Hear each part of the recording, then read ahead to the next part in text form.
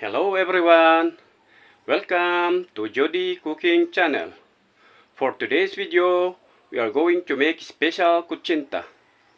And we have here ingredients: 2 cups of flour,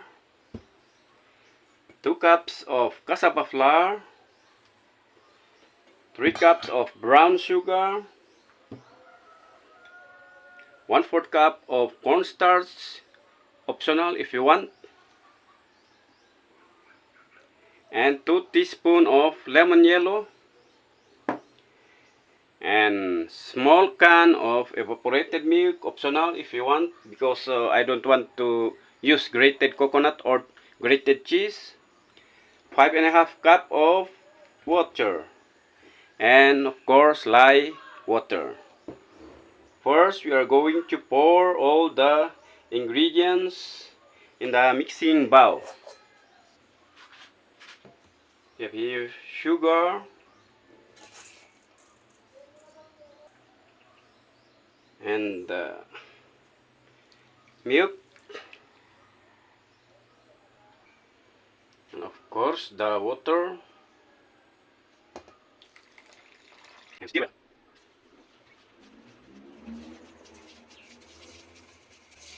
Stir well to dissolve the sugar.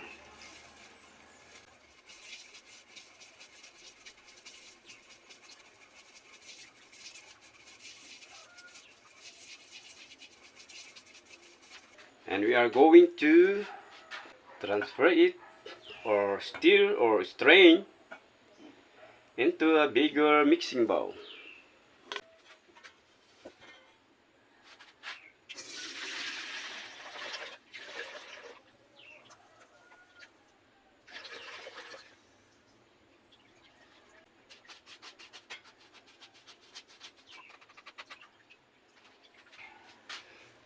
Next, we are going to pour this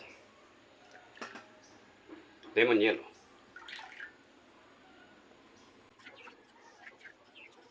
The color of the cutchinta is almost like orange color. Then shift the flour. First the flour,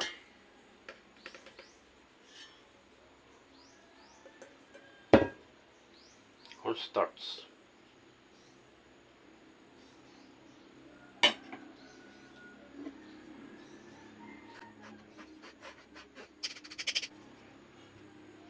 add the cassava flour together. Better to shift also.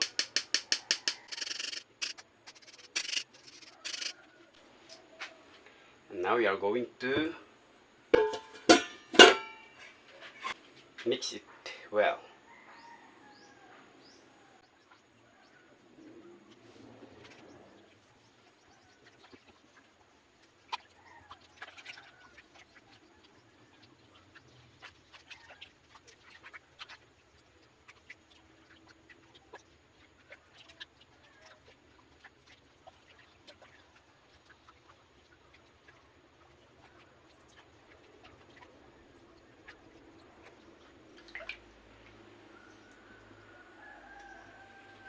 Add 2 tablespoons of lye water.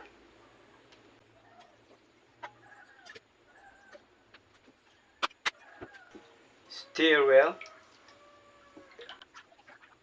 and strain it in another mixing bowl.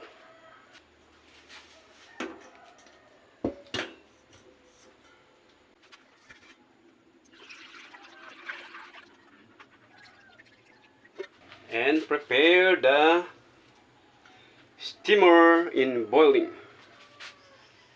And now we are going to arrange the molder in the steamer basket.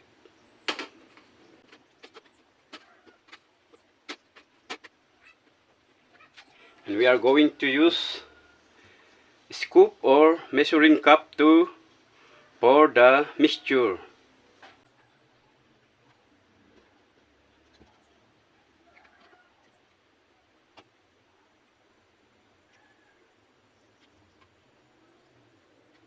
I put oil in the molder so that it will not stick. And now we are going to steam it in 12 to 15 minutes.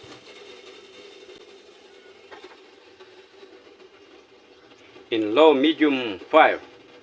Remove it from steamer.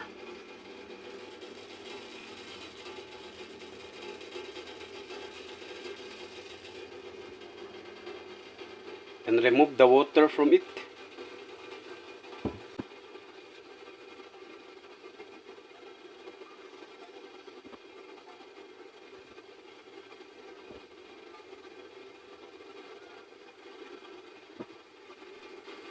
Let it cool.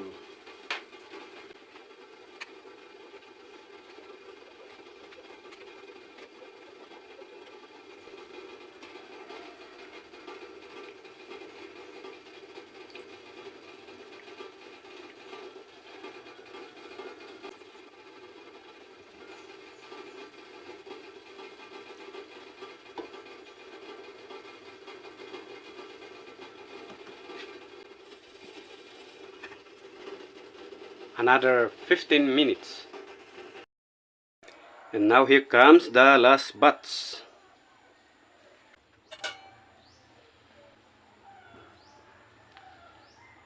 We are going to unmold the last Cutchinta.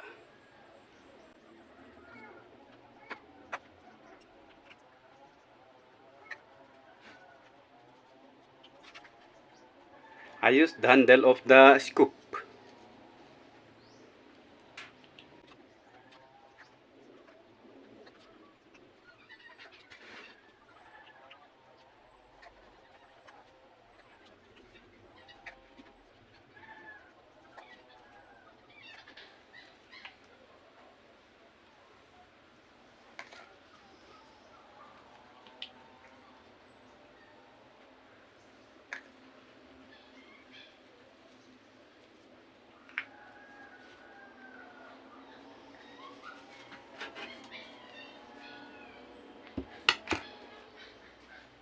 Now we are going to taste the special Cutchinta.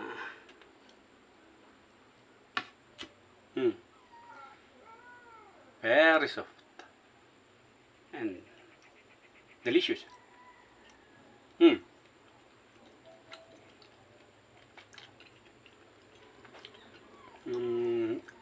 Good color.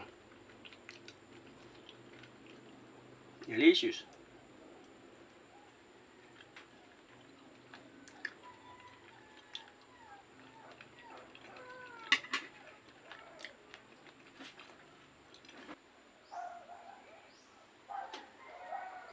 Thank you for watching, and please don't forget to subscribe and click the notification bell to update you in my next video. Bye!